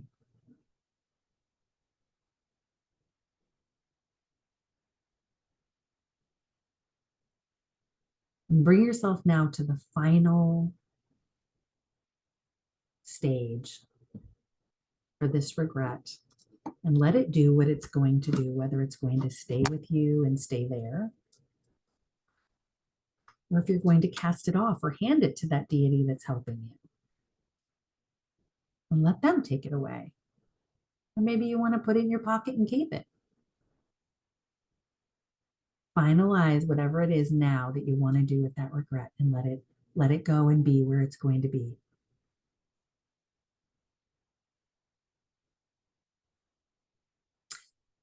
And when you feel ready, come back to where you are now. Wiggle your fingers and your toes and slowly open your eyes. Rub your hands together to help you ground yourself back in your body.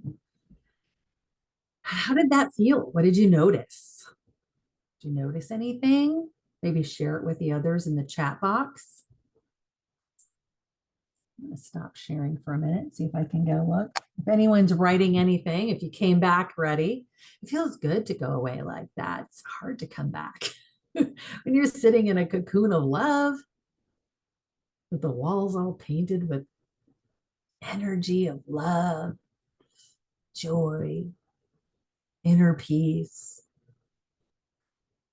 It felt awesome. Love it. The regret got physically smaller. Nice. The regret evaporated. Yes. And feeling loved. I love it. My cat was enjoying the cocoon until I came back. The regret died. Yeah, I saw that, Pyra. Your cat was all over you. My regret disappeared. Nice, Julia. I love it. Nice. Cocoon of gold, like my name. Nice.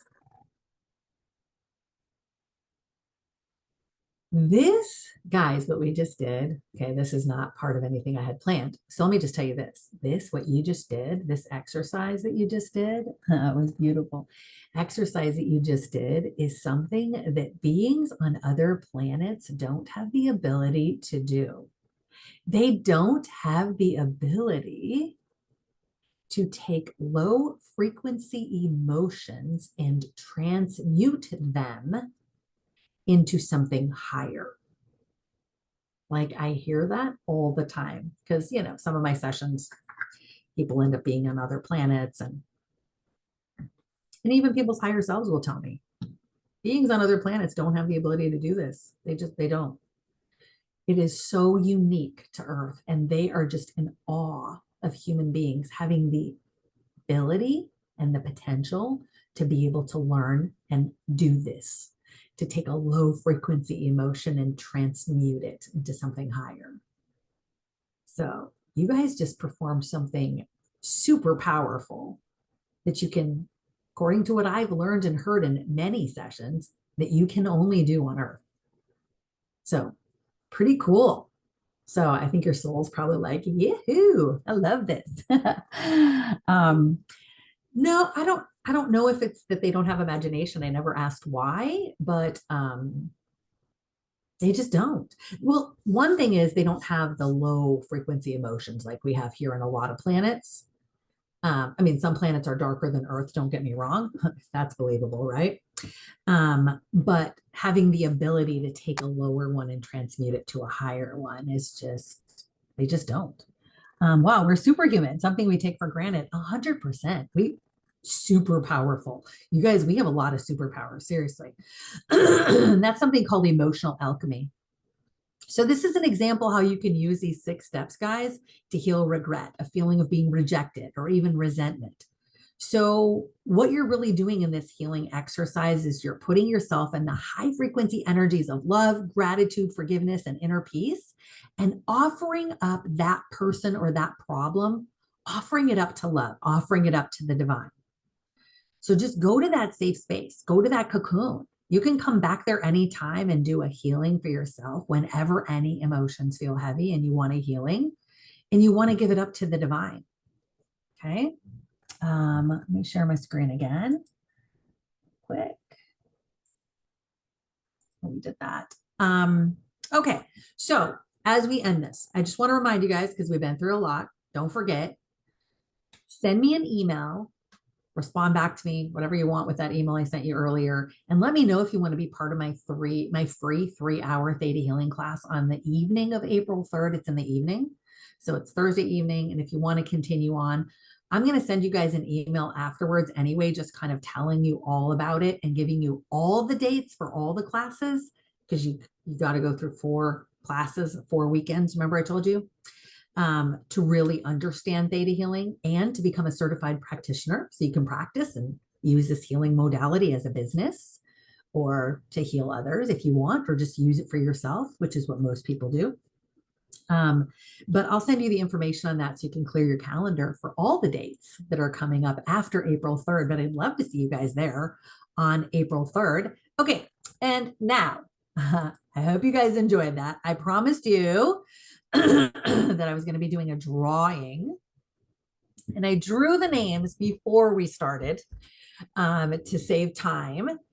to receive my 4-week class called Spiritual Awakening Boot Camp. So, and again, it's literally everything I wish I would have learned early on in my spiritual journey, all in one place. So I put it together and made this class. I think you were there, Pyra. I don't remember. I thought you were there. And that class is kind of the precursor to my one called Connecting to Your Higher Self, which you were in that one too, where it teaches you how to live as and connect to your higher self. So Spiritual Awakening Bootcamp is like the one you want to take before the higher self class. So if you're here and I draw your name and you're not interested in the Spiritual Awakening Bootcamp, just unmute yourself or text in the chat and tell me that you're going to pass, that you want to pass it on to the other person. Maybe you don't have 8 hours to dedicate to it. Maybe you feel it might be a little basic for you. Whatever the reason, just tell me that you're going to pass. I'm actually going to type something here in the chat really quick.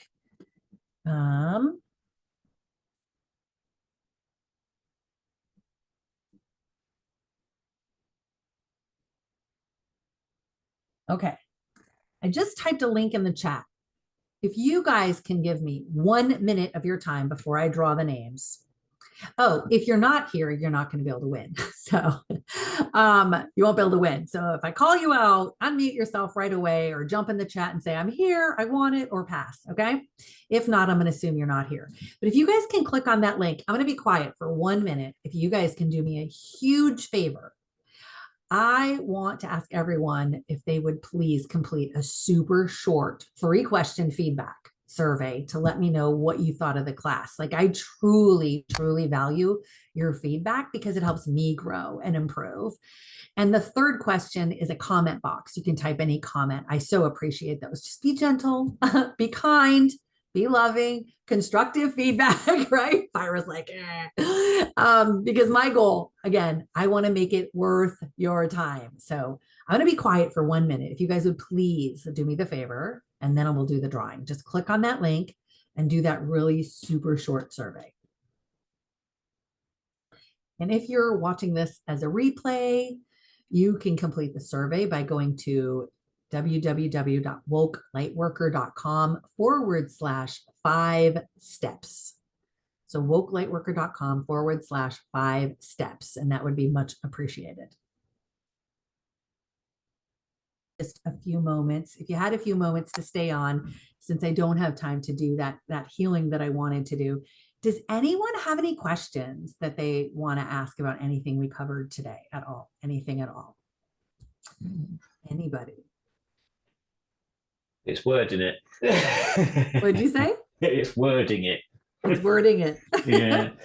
So if it comes out wrong, I hope it doesn't come out wrong. But you said about getting over things and stuff because you've had things in your life. How have you found that then? Getting over some of those things then, because I think I've noticed with spiritual people and religious people in the past, they've all had trauma in some kind of way, and sometimes it seems to be quite a deep trauma, and I found that quite interesting that I can see some parallels with other people. Yeah. Yeah. Well, so for me, anyway, I can speak for me, and from lots of other stories of people. Because that was what I was going to say. You had didn't you have a sister or something that you've said somewhere on one of your YouTubes or something you fell out with? Yeah, and it was all over my daughter's death. So my first husband was a narcissist and he was abusive. And he had been abusive to me. I'd called the police on him numerous times. And my belief that kept me there, it wasn't a gun to my head making me stay. It was a belief that my children will be better off in a 2-parent home than in a single parent home, because that's what I grew up with. And it was so traumatic. The fighting and the bickering and the split family and just all the junk that went along with it. And a stepmom who was abusive to me on top of everything else. And so it was just like, it was a lot. And so my belief was it's better for my children to have a 2-parent home. And so even if he's beating on me emotionally, verbally, mentally, physically, I'll take it, because when the good is good, the good's really good, but the bad was really bad. But there was still good, right? We had good times. Anyway, so my belief kept me there. And when he killed my daughter, accidentally, kind of sort of accidentally, just neglectfully, um, my sister blamed me and actually turned against me and worked with the legal system against me, saying that I should have known better and it was my fault. And so that was a hard one, right? Yes, I can imagine. Right. So your sister turning against you, helping the other side. And yeah, so how do you get over that? Wow. I literally just buried myself in Christianity, in my faith. I literally just buried myself in it and cried out to God and prayed and went to church and joined a group with a bunch of other young adults who I connected with and just worked through the grief, right? You work through the grief because it's emotions, it's things that happen to you here. I didn't know at the time that it was my karma being resolved. I didn't know that all those years back then, right? That was almost 28 years ago that this happened, right? I didn't know. And so I'm just going through the pain and the grief and all of that and just holding on to God. And at one point, I felt like I was going to drive off a bridge, literally drive off a bridge because I couldn't handle the pain anymore. And I was standing at a gas station and I remember crying out to God and I was pumping my gas. And I said, and I was bawling at the gas pump. And I said, God, if you don't hold on to me right now, I'm not going to make it. Like I won't make it. And at that moment, I'm getting emotional, but I shouldn't because I'm fine. But at that moment, I saw in my mind's eye a string literally going from my body up to God. And it was almost invisible, like a fishing line. You know, you can't, if you're not right up there looking at a fishing line, you can't see it. It was just like a fishing line, but it was there. And it was God showing me. I didn't try to see this. Like it literally was just so in my face that God was showing me it's there, even though you can't see it. You are totally connected to me. And it was my soul going to that point and getting to that point where I felt like I had nothing else. And I cried. It was the prayer, the mini prayer, right? I cried out to God and said, if you don't hold me right now, I'm not going to make it. And God revealed the truth, right? God revealed truth to me right there. The truth is, I've got you and you're never apart and you're never separated from me. And so that gave me something to hold on to. And I just kept going forward and I went to therapy and I was like, what else can I do? I don't want this to wreck me for the rest of my life. I was seeing 2 therapists at one time. I was going to domestic abuse counseling or support group. I was doing everything I could because I just wanted to be healthy. And I just kept seeking and seeking and seeking and seeking and books and, you know, everything. Then I met my second husband and then that helped bring a lot of healing. And I had, you know, 3 children with my second husband and we're not married anymore, but it was very healing. And it was just like, I just kept, you know, just kept keeping on with that little remembrance of that string that was connecting me to Creator that I couldn't see before. Does that make sense? Did that answer your question? I was just curious, really, as to that. Really, yeah. I mean, I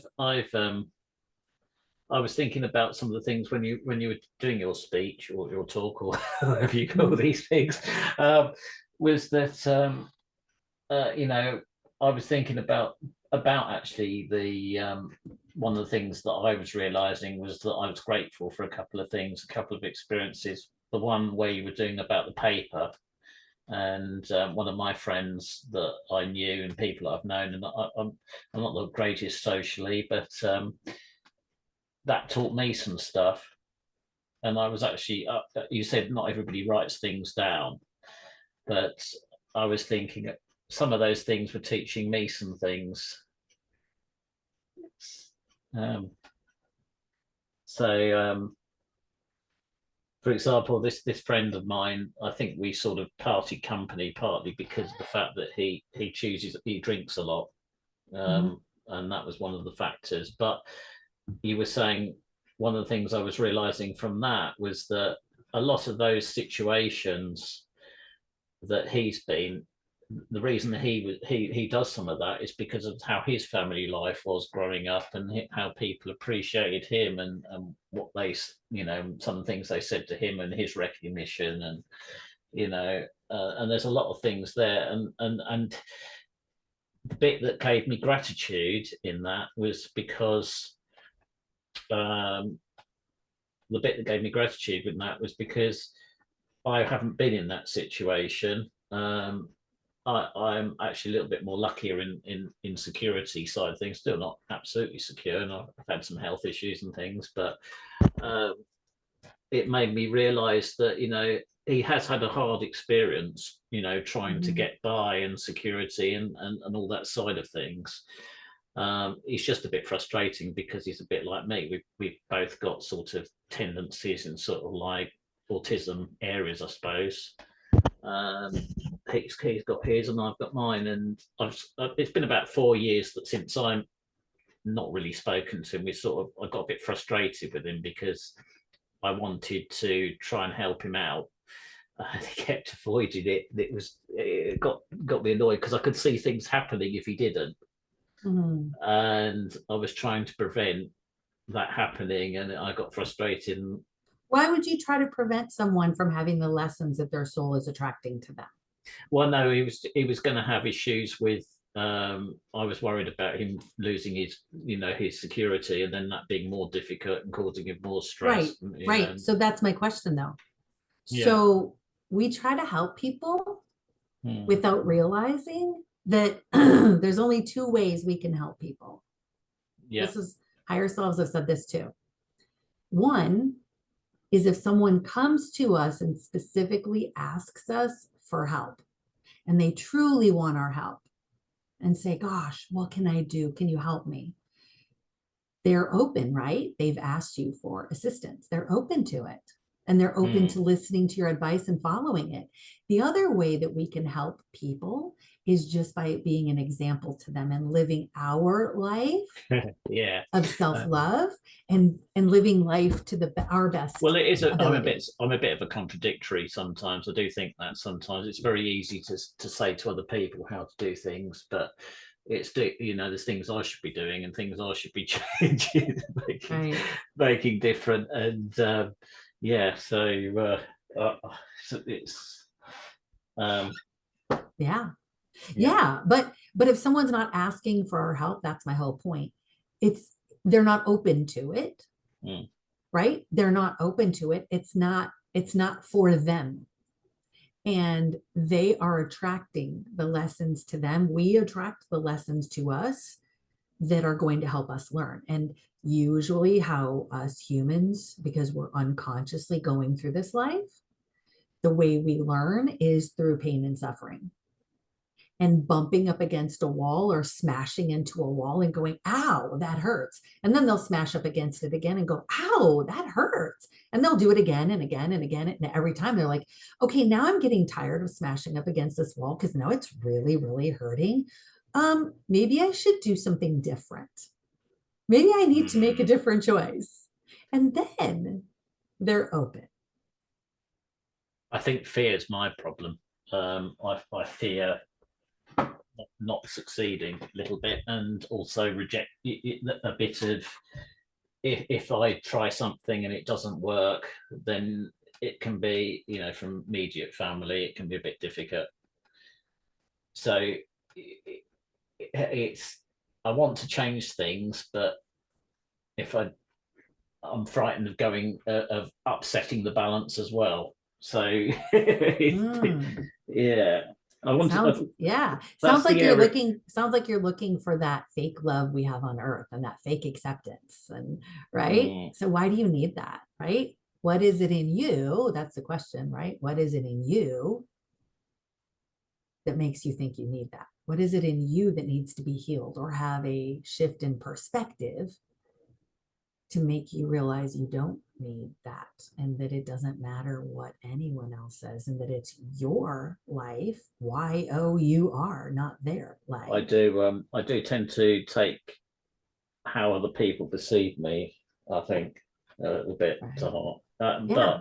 But I, on the other side of it, when it's people that I don't know, like people when I'm doing my phoning for work and such like, um, I speak to those people, do the bit, and then I move on. Right. And you get some of those people that Because are, you're not attached. yeah, those, if somebody, and not only that, if somebody's rude to you or whatever, they might have had a bad day or something. Yeah. Yeah. I'm not going to bother spending half my time thinking about it. So after time, it's all gone once it's happened. I just go, okay, next. Yeah. Well, let me end it with this because I don't want to keep anybody Yeah, yeah. too much later, but let me end it with this and say Need the bed. question for you is just Jason, it's just what is it in me that is out of alignment with truth that makes me think that makes me want their affection, that makes me want their approval, that makes me want their attention, that makes me want their love, right? Mm, What is it in me that's out of alignment with truth? Remember, it's going back to step one, which is uncovering the truth. So go back to those 6 steps and go through them. And the first one is a huge one. It's huge. Like that will keep you occupied the rest of your life, right? Uncovering truth, because there's a lot of truth. It's buried out there. Like I said, it's really buried, but it's out there. And reading and learning and listening and uncovering the truth and asking your team, hey, where can I go to learn more about this? I go to bed almost every night going, hey, team, can you show me about this? Can you teach me about this? Or show me how to do this? Or I want to learn more about this. And the resource that I need always shows up, within days, if not the next day. It always shows up when you're truly seeking. What is that? Here's another scripture popping in my head, right? Seek and you shall find, right? I've just realised my mic's up in the air actually, so you probably didn't hear off very well because should really be there. Yeah, yeah. Well, thank you, Jason. Thank you for checking in, and I'll be sure to email you access to that course. Okay. Okay, thank you. All right, you're so welcome. Mm. All right, guys. I want to thank everyone. It's 9:17 my time, Central Time. It's 17 after when I said you're going to be done. So I want to thank everyone for being here. Just like one of my favorite authors, Marianne Williamson says, she says, "The love in me salutes the love in you." And I appreciate all of you so much, and I appreciate you guys for just taking a minute to fill out that survey and for being here and letting me practice my skills and get all this information downloaded from my higher self. Because if I didn't have this class to put together, I wouldn't have sat there and let my higher self just Actually, speak to me and give me all this information. So thank you one all quick so question much. actually on Yeah, that, yeah, Jason. which I did think. Yes. You were saying about you getting stuff from your higher self. How's that Yes. working? How does that work? It's literally just hearing it. I'm So you just literally right, okay. Just wondered. I was on the elliptical. This was last month. I'm on the elliptical machine, just doing my thing. And I was listening to some spiritual teaching. So my frequency's high, my energy's high, my thoughts are high. I was listening to, I think, Reality Revolution, the book I told you guys. And I felt like, okay, now I need to just hear. Okay. So I took my earbuds off. It was just like an intuitive hunch. I take my earbuds off and I'm like, okay, team, what do you want to tell me? And I just waited. And then I heard, you're going to teach a class next month. And here's what it's going to be called. And I'm okay. like, oh, and it just comes in my head. But that only happened because I've had that as well sometimes. yeah, But yeah. I find that sometimes I've woken up just as I've woken up, I've heard something. Yes, exactly. That can often happen just as we're waking, just as we're going to sleep, when our brain's in that slower theta brainwave state. But I will tell you guys, the key for me, because I never used to be able to hear like this. It was just like a dream. I was like, oh, how do I get that? Because I saw other people being able to do that, right? And the key was doing my healing work, removing trapped emotions, healing the trauma, doing all of that work to do that healing work, right? And that's why I will shout from the rooftops how incredible and amazing theta healing is, because that was instrumental in helping me clear so much trauma, so many belief systems, all this junk that was just blocking that connection for me to be able to hear. And that's why I'm so passionate about theta healing. I'm so passionate about it because of that. It was key. It wasn't the only thing, but it was key. When I was younger, and sort of, it's really weird because I don't remember much, because I forget quite a lot of things actually. But one thing that did stick with me is I sort of just woke up one day and I sort of suddenly became aware. It was like you weren't. It just suddenly, there was, I don't know what had happened all before it. You just suddenly woke up and suddenly you were aware, and it was your soul's timing. Yeah, it's just weird. And a couple of things, like there was one point where I thought this world's going to be interesting, or it's something along those lines, or it's going to be a challenge, or there's going to be something. And that was when I was some ridiculously silly age and didn't live up here. It just, and I just suddenly knew. And then another thing that came up once was that my birthday happens to be the 25th of the 12th. So I think someone thinks that's funny. Yeah. Yeah. I mean, it was just your soul's timing. It was just your soul's timing, Jason. That's it. Yeah. Yeah. It was just like you came suddenly online. It was just like you're suddenly online, and then suddenly you're suddenly aware of things and you weren't before. Yeah, exactly. I love it. It's great. Okay, I'm gonna say goodnight to everyone. Jason, you too. It was wonderful chatting with you. Thank you. Go to sleep. It's after 3 in the morning. All right. And I hope everyone has a wonderful evening. And thank you again so much for joining me. Okay. Have a good night, everyone. Tracy. Thank you. Bye. Yeah, Pyra. Just quick after you're done recording. Yeah, Pyra, yeah. Are we good? Oh, we turn the recording off? Yes. Okay, I'm gonna end the recording here. All right. Not